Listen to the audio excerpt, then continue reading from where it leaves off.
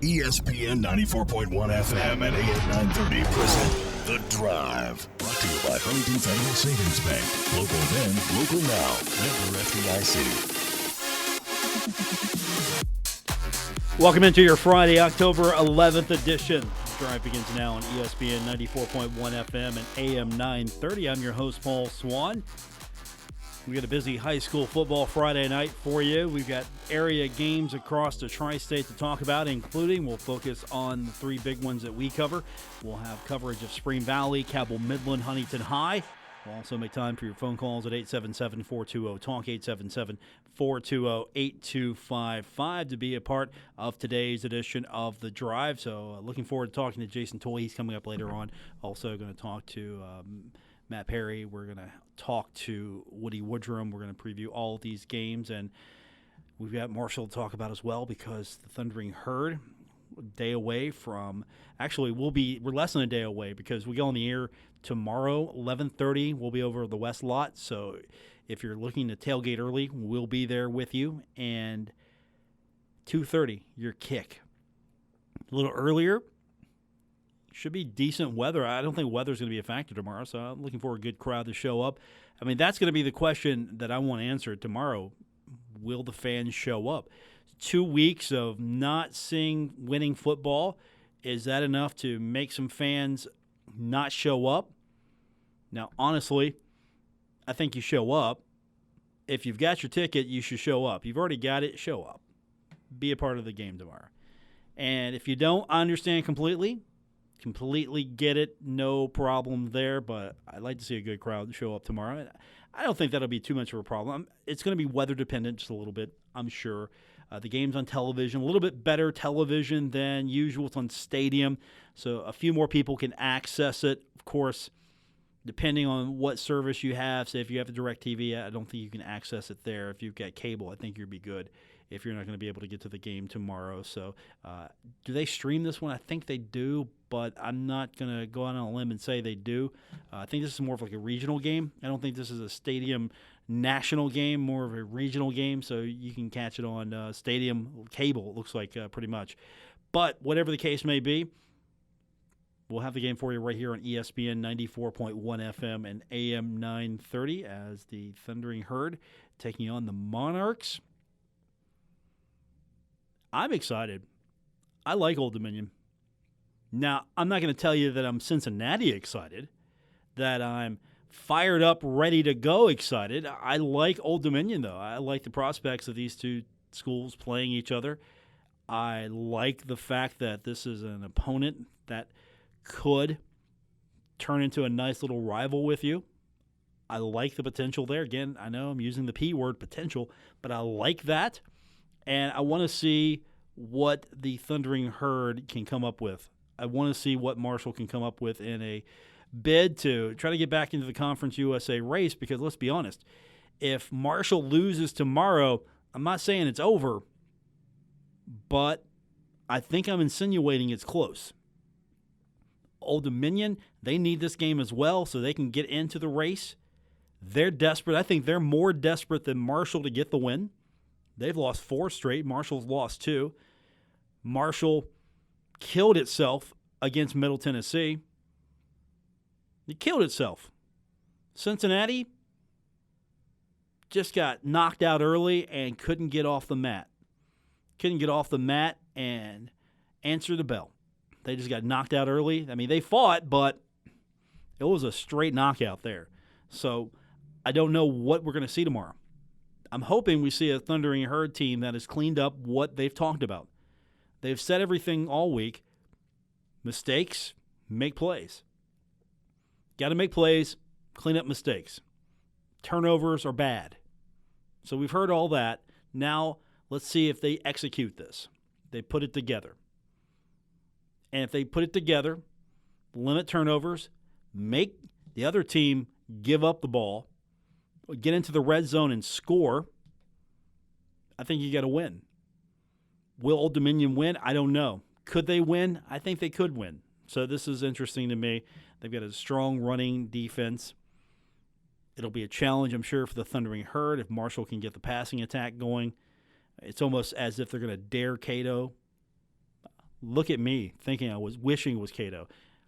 Sort of dare Green to go in there and make plays. That was a Freudian slip, wasn't it? And we'll see. We'll see if Green can make it. It's almost as if they're going to dare Green to go in there and win by throwing the game by the air, throwing to the receivers, whatever the case may be. We'll find out what the game plan looks like tomorrow when both these teams take the field, and we'll be on the air at 11:30.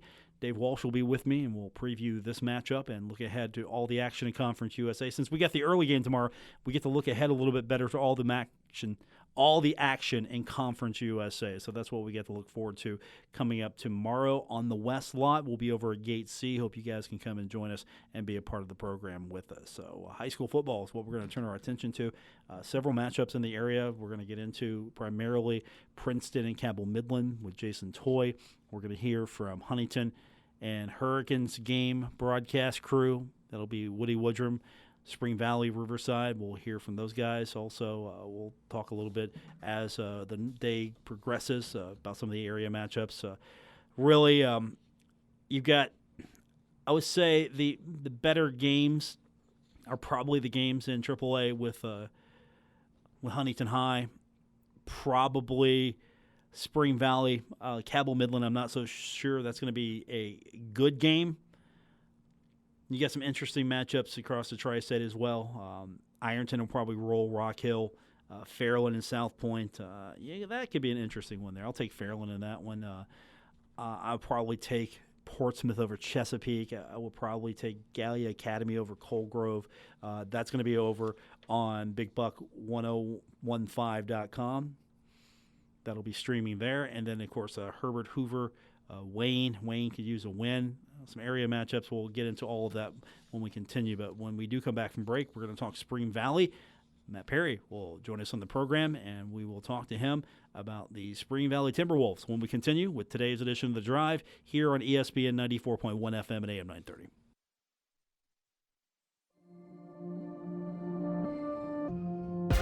This is The Drive with Paul Swann on ESPN 94.1 FM and AM 930. Presented by Huntington Federal Savings Bank. Guests with Paul Swann appear via the Miller Lite phone lines. Let's welcome to the program now. He is the voice of the Spring Valley Timberwolves, Matt Perry. Bill Cornwell, who will also be on the broadcast, joins us in studio. And gentlemen, I can't believe this. We got you both in studio for this one today. Oh, it's a special occasion to be sure. Well, and plus, Paul, it's been a couple of weeks actually since I've seen Spring Valley play head of duties. Obviously, we were on the road with the Herd last week, so just looking forward to catching the Timberwolves as they get going on the second half of the regular season tonight. Spring Valley going on the road. It's been, since week 2 since this team has saw what the road looked like, so they're back out again. Yeah, this is their first road contest in a month. They went 3-1 on that big stretch we talked about. The loss to number 1 Cabell Midland, no shame there. And then absolutely just wiped the floor with G-Dub, South Charleston, and Capital. Over the last 3 games, Spring Valley has defeated those 3 teams with a combined score of 115-6. Is this team ready to go back on the road? Yeah, they're ready to go back on the road, in my opinion, just by seeing the way that they're conducting themselves and the way that they've gone about their business. We talked about right after the Cabell Midland loss how they were going to respond, and I believe, just from my view, that they have responded in the correct way. They've dominated at home. They took care of business. They've climbed the rankings from double digits to now they're number 5 in the state of West Virginia, and they're setting themselves up to be in that top 4 that we've been talking about. One guy that has really been a performer for Spring Valley is quarterback Nate Ellis. He's just been outstanding these last 3 games for Spring Valley, and I don't know how you stop him. Well, right now, Paul, basically it's team by committee, and he's almost he's like the orchestra leader because basically he has so many choices as far as to hand the ball to.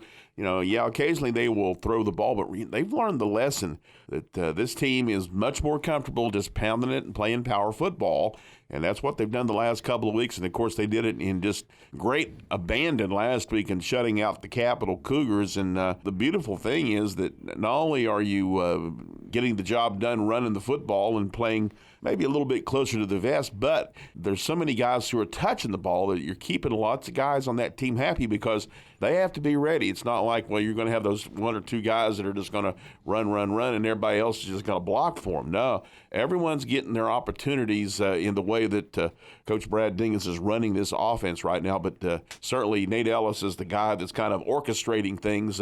His biggest thing that they have to work with him and with the team. They still have had way too many turnovers this year. They had a couple of last week, and even in that 41-0 win. So that's one thing that they definitely want to improve on as they continue to roll. And it's nice to be able to keep winning when you still have some mistakes and things to correct. Well, what can we expect from Riverside tonight? They're going to be a team that's going to like to run it. Well, Riverside, I hate to just be flippant about it, but Riverside has to play the perfect game to beat Spring Valley. And so when they have to look at this game plan, they have to control the football using quarterback Javante Elzy making the right decisions and running back Caden Easterling.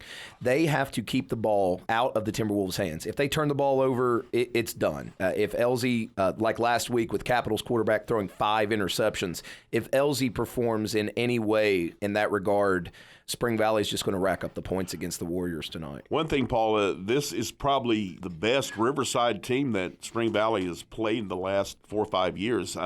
Seems like the coaching staff there is starting to get some players to come out. In the past, they really had difficulty filling a good roster. I mean, it's a AAA team, and it's built from 2 schools in DuPont and East Bank who had great football traditions, but they've had their issues there at Riverside. But they've got a lot of kids out for football this year. They've got some better athletes out, and they're pretty competitive now. They're 3-2, and the teams they've beaten, let's be honest, are not that great. But at least they're getting the job done. They've struggled against better opposition, and certainly they're going to face that tonight in the Timberwolves. Looking at Caden Easterling, he's almost as old as Billy, man. He's been there that long. It seems that way. Last week, he struggled to get going for the most part against Cabell Midland with only 54 yards rushing. He's a tough guy to bring down. He is the type of back you have to have in the MSAC. He scored a touchdown last week, and their lone touchdown, and they're just going to have to rely on the kid that's been there. They're going to have to feed him the ball, and they're going to have to hope that they win in the trenches against Spring Valley, which, as we all know, is quite the difficult task. And what's interesting there, you talk about them playing Cabell Midland, and probably in preparing for Spring Valley, you really didn't have to do a lot of talking, because basically you're getting Chapter 2 of what you faced last week in Chapter 1, because basically another team that plays power football. Spring Valley, Riverside coming up tonight. You can listen to that on our sister station, 92.7 and 98.5 The Planet, as the Timberwolves adding to their scoring totals. Again, what was that number, 115 and 12? 115 to 6 over the last 3 games. Yeah. And it was shocking. I'll just tell you, we all pegged that Capital game at the beginning of the year. We looked at the schedule. We said, man, if they can get to Capital with, 1 loss or 0 losses.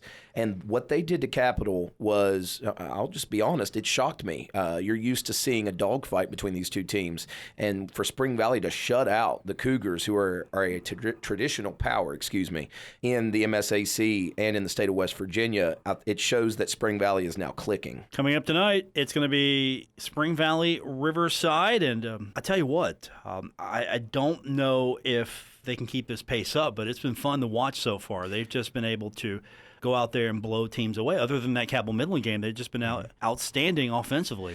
And I joked in the press box of, when you call a game, we are the Spring Valley announcers, and so we root for the kids. And for just the absolute, I guess manhandling is the right term. They are doing, there's no secret. It's going to be Livingston in the 6 hole. It's going to be Christopher on the 2 and the 3 hole. And they're daring teams to stop them. And right now, it's just a joy to watch, because they are winning in the trenches. They're blowing teams off the ball. They're guaranteed 3 to 4 yards per play, and they don't have to do anything fancy right now. And to be honest, I don't think they have to do anything fancy against Riverside. You don't have to pull out a bunch of, Nate Ellis doesn't have to throw the ball 15 times tonight. It's just status quo. Keep it going, and then you can add those wrinkles, because a rematch is coming in those playoffs. That's what they want. They want Midland again. One good thing we're kind of looking forward to tonight, Paul, is Spring Valley's first time playing on the new turf field at Riverside. Traditionally, they have had one of the worst fields in Class AAA MSAC, but they and Sissonville received new turf fields. And of course, that's how Kanawha County does it. There's 2 schools a year gets a turf, and Riverside got theirs this year. So I think the Timberwolves are kind of looking forward to testing that out tonight. Well, whatever excites Billy, new turf. I'm happy for him as Spring Valley taking on Riverside tonight. And hey, maybe one day Spring Valley can get some turf too. I don't know if they want it. You know, we always talk to Coach Dingus, and he likes playing on that grass. Yeah, they're kind of mixed on the subject, you know. Mm-hmm. Yeah. Now at Spring Valley, they're mixed. I'm not going to speak for the other counties or for the other teams in Wayne County, but Coach Dingus, every time I talk to him, he says football should be played on grass, not on carpet. That's what he says. Yeah, it's coming up tonight. You'll hear it on our sister station, 92.7 and 98.5 The Planet. Spring Valley taking on Riverside, and good luck tonight. Billy is the only member of this team that has witnessed a loss, so if that happens tonight, it'll be just you next week here with me, Matt. Exactly. We're keeping track, Bill. 3-1, which is a good record, but we need to be 4-1. I got confidence it's going to be a good night tonight. It's going to be a good weekend, period. All right, gentlemen. We'll talk to you next week. That is Bill Cornwell with Matt Perry. We will continue on with today's edition of The Drive here on ESPN 94.1 FM and AM 930.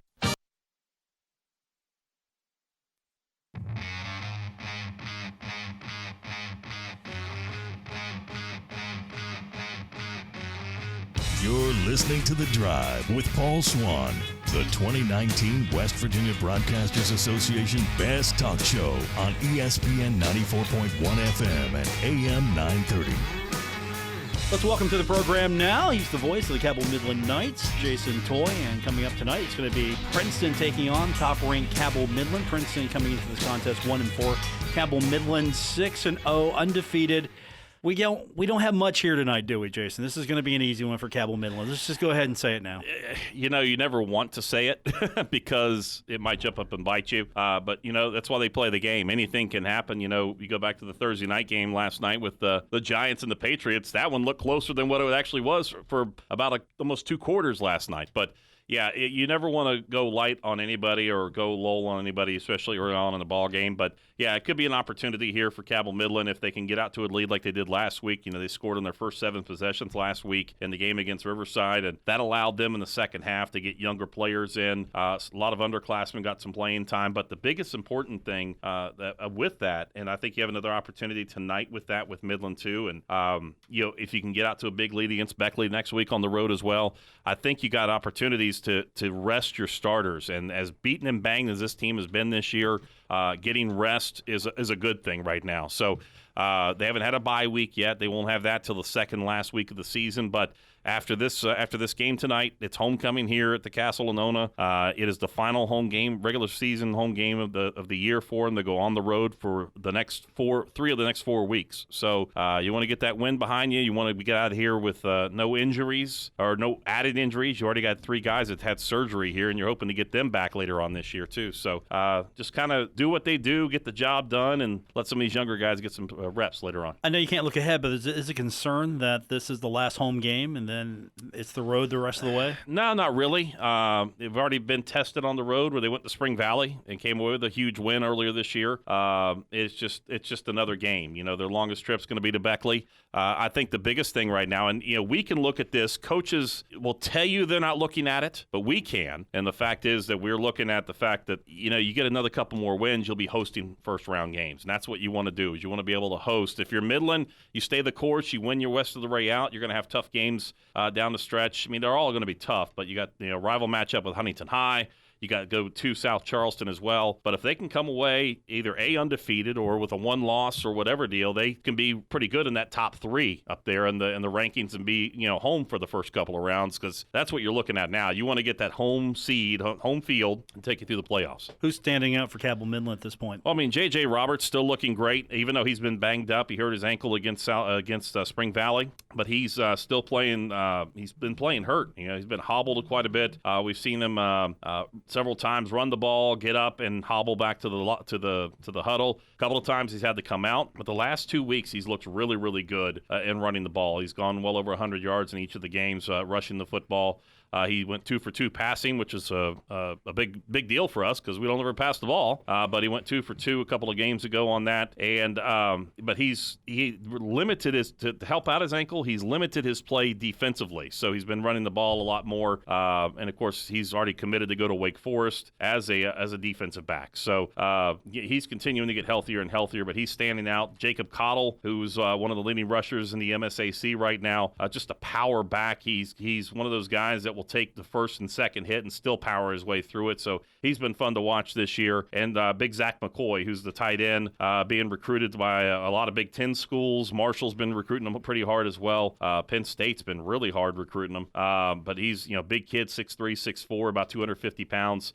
He plays both sides of the ball as a tight end, but also his play defensively is what's been really good this year for him. And he's been causing a lot of havoc for quarterbacks in the backfield. Also, a couple other players that have been standing out for Cabell Midland have been the Hardman twins. They both play offense and defense, primarily defensive side of things, but as a linebacker and as a defensive end, they've been causing havoc as well. Tierden Berry has played really solid, and he's been strong. And a couple of underclassmen have stepped up in that defensive backfield. Mason Moran, who's a sophomore this year, he is really stepping up as a defensive back. He had an interception last week or a couple of weeks ago, and he's been a good asset to the defensive backfield that was hurt by injuries early on when Jaden Johnson, the transfer from South Charleston, went out. Also, Isaiah Vaughn went out, and also you add into it as well Chandler Schmidt, who went out as well to injuries. So the motto has been next man up, and that's one thing with Cabell Midland. They've had next player stepping up. For this Princeton team, the air game seems to be the threat for them. They've got a freshman quarterback, Grant Cochran. He's thrown for over 1,000 yards, 4 starts and 1,000 yards. Mm-hmm.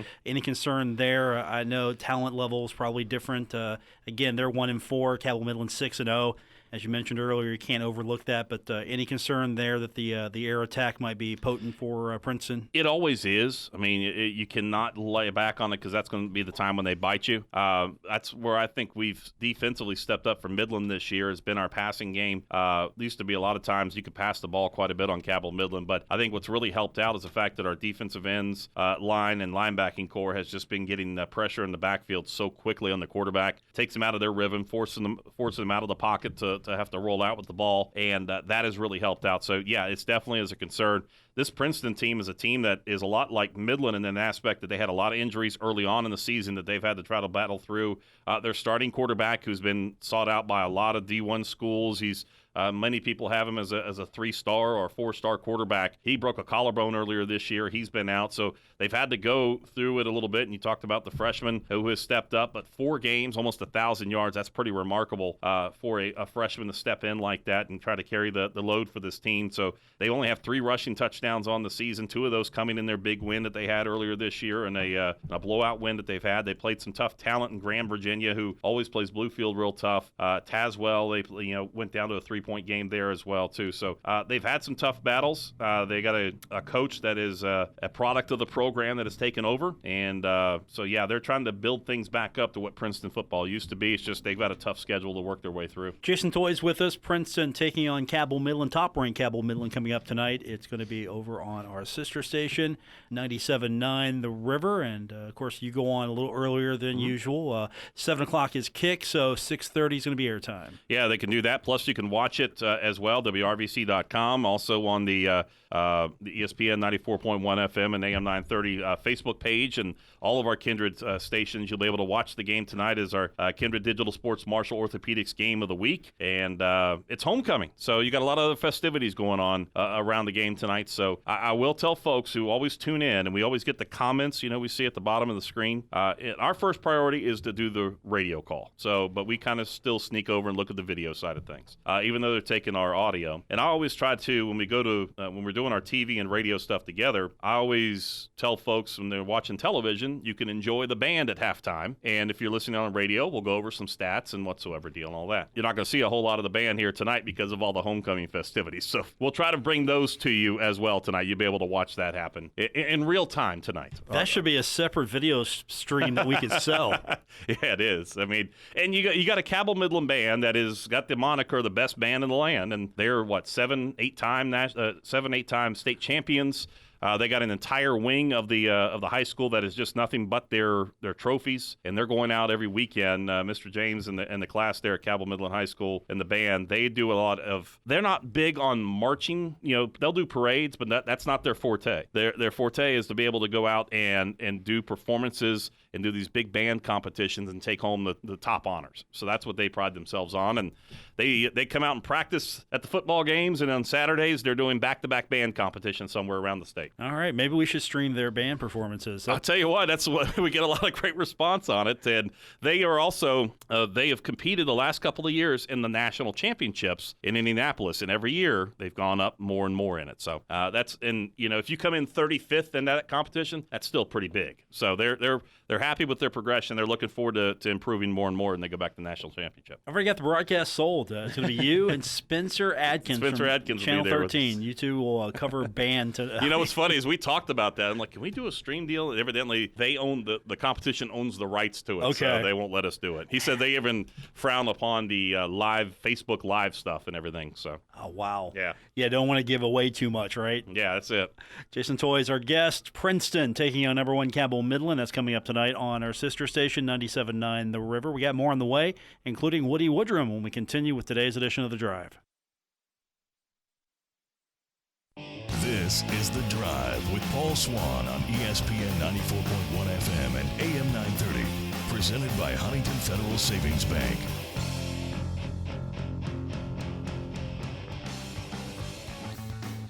Huntington Highlanders back on the air tonight. We'll have that game for you right here on ESPN 94.1 FM and AM 930.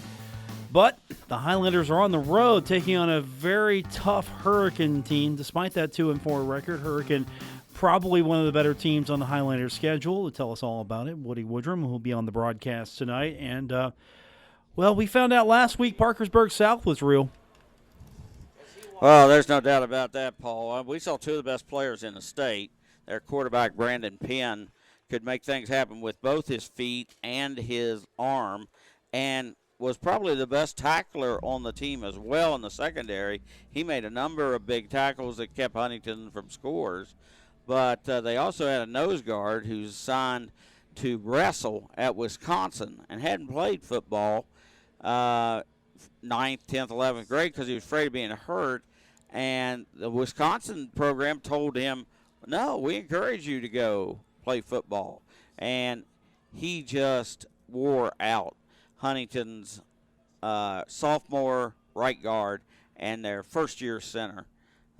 He beat them to the punch all night long. They have seen in a couple of weeks, they saw the South Charleston freshman, about 199 pounds, who was so quick, he was sometimes hitting the back as they were giving him the handoff in the 52-50 win. And then this guy was just power rushing all night long. I mean, they didn't sack Blackwell but maybe 3 or 4 times, but they knocked him down 3 times that many times and hit him. They were a great team. The only thing I will say is they don't have to grind it every week like you do in the MSAC, though. They've kind of handpicked their schedule, where Huntington was a test in the middle of the season and signed at a very last-minute deal for both schools. I think this is the only game. This one game gave Huntington 10 games. And but tonight, Huntington's 3-2, Hurricane in worse shape at 2-4. There's two desperate football teams who both need a win if we're going to try to find themselves anywhere in the top 16, and especially somewhere in the top 8, so they're at home the first week. Any desperation? I know you're 3-2. It's still a winning record, but any desperation from this Highlander team to go in here, maybe live up to some expectations? Because right now at 3-2, maybe this is not the record you thought you'd have. Well, actually, I think if we've been truthful, we should have thought it might have been. Although realistically, they should be 4-1. They gave away the game at GW. It didn't come down to that last kick miss. There were mistakes throughout the game that gave GW a win that they should have not gotten from this team. So, that's a big giveaway, and that's why it is. It's a sense of urgency maybe instead of panic, because they know coming up after Hurricane, you've got Cabell Midland back-to-back at home. go to Parkersburg, who's 3-2, and then you face Spring Valley at the end of the season at home for your senior night. And, all those teams are top 12 or better. Hurricanes 17th in the polls. So, they're going to meet 5 teams in a row that are in the playoff hunt. And, fortunately they got 3 of those at home. But anytime you come up here, Hurricanes, a tough place to play. It's homecoming here tonight. So there'll be a lot of pomp and circumstance and pretty girls in expensive dresses. And so, you've got all those distractions to play with that Huntington had going on the game last week against Parkersburg South. But I was impressed with Parkersburg South. I just think, their schedule is just an easier schedule than anybody has, MSAC, and that's a shame that they're not in this league because I think they would really benefit. But, on the other hand, they're probably going to go 10-0, and if Cabell Midland or Martinsburg slips, they got a chance of finishing number 1 as good as anybody's. Woody Woodrum's joining us. It's Huntington versus Hurricane tonight. You hear that game right here on ESPN 94.1 FM and AM 930. A little bit more desperation probably than Huntington for Hurricane, but still you've got a Hurricane team that I'm kind of surprised at 2-4. I always expect a better record out of them, and this is not a Hurricane record that I thought I'd look up and see when we got to this game. No, last season was Jeremy Taylor's 7th season. And it was the first year that he finished under 500 because they went 5-5 and then lost to Martinsburg in the first round of the playoffs. So they finished 5-6. And then they expected with the seniors they had back, including their quarterback, Austin Womack, their outstanding running back, Christian Hill, some outstanding receivers who are seniors, Nathan Barham, Abel Cunningham, Ryan Moses, another one. They've got a lot of talent on this team. They've got some seniors up front, some players who are looking for scholarships. So it's a pretty good offensive unit that scored 55 in the opener against Winfield. But then Spring Valley held them to 7. Capital beat them 33-21. The most surprising score was at Midland. They managed to make a 4-point game out of it, 20-16. They went to Woodrow Wilson like everybody pretty much has done. Woodrow has 1 win on the year, I believe, still. And they beat them. But then last week, they gave a game away to GW, up at GW, just in the same fashion Huntington did. They were up 7-0 through an interception from their own 5-yard line late in the second quarter. And that gave GW a chance to get a touchdown and go in 7-7 at the half. Hurricane jumped out to 21-7 on an interception and a touchdown. And back came GW with some scores, and so it's all tied up. They go to overtime. They both score on their first play, but then Hurricane decided that they just couldn't stop GW. They didn't think from the 20 in overtime. So they went for 2, and they gave it to Christian Hill, and he was stuffed. He didn't make it, and that was the loss, 28-27. So Hurricane's coming in off a downer game that I'm sure they're going to be talking about at the end of the season, about GW the same way a lot of Huntington people are. Man, can you believe we let that one get away?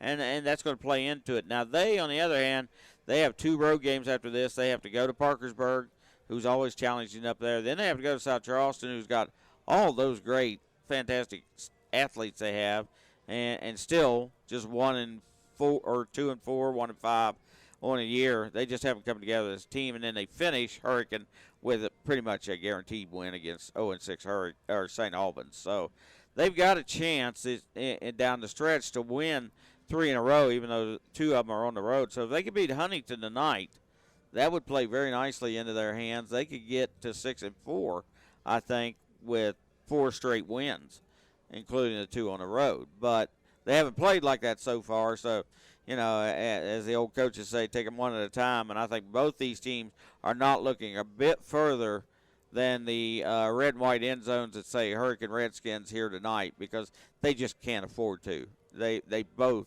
desperately need to win this game. Huntington still a little nicked up. Diallo Mitchell has a high ankle sprain. He probably won't go for the second week in a row. And, of course, they miss him on offense and on defense. He's a major part of their team. Coming up at halftime, Malik Johnson, back, who also plays defensive end or linebacker or defensive nose. Wherever they ask him to put a hand down, that's what he does. And he'll be our halftime scholar athlete, so folks can catch up with him at halftime. But, last week, 2 guys I got to mention that were just unbelievable against Parkersburg South.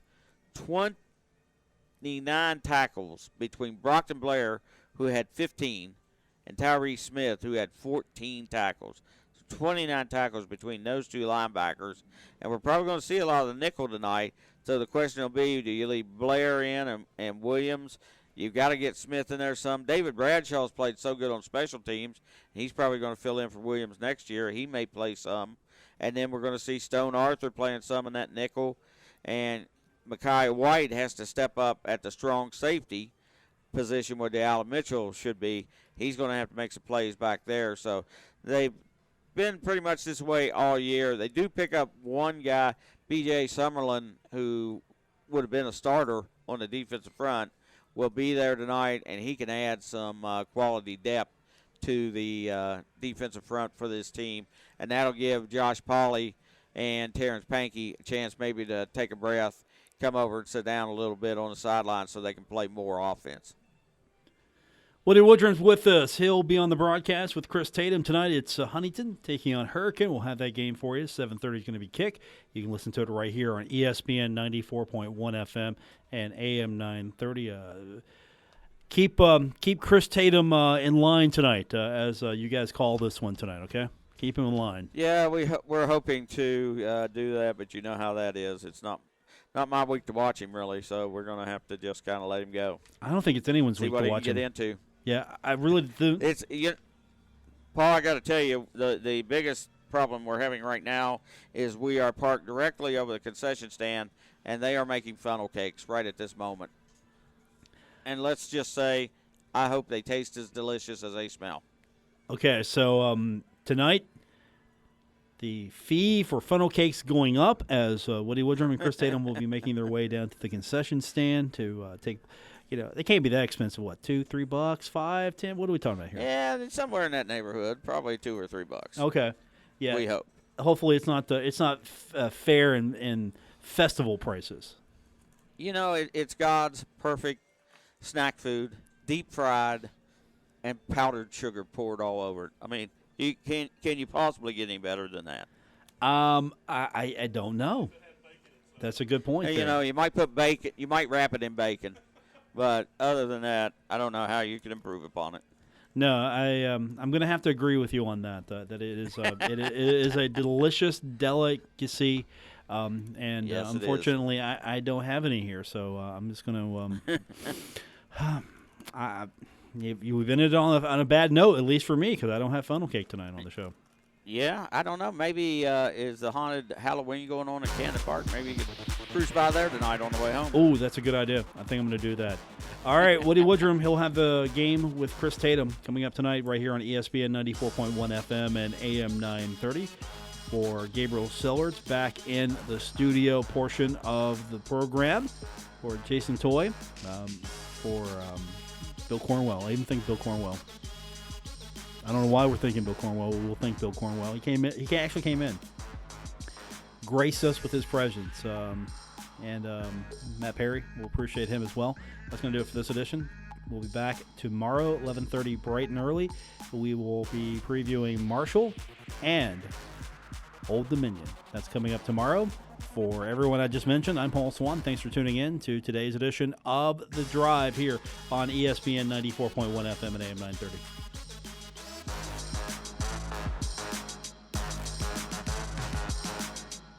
WRBC Huntington, W227BS Huntington, your flagship home of the Marshall Thundering Herd and The Drive with Paul Swann, ESPN 94.1 FM and AM 930.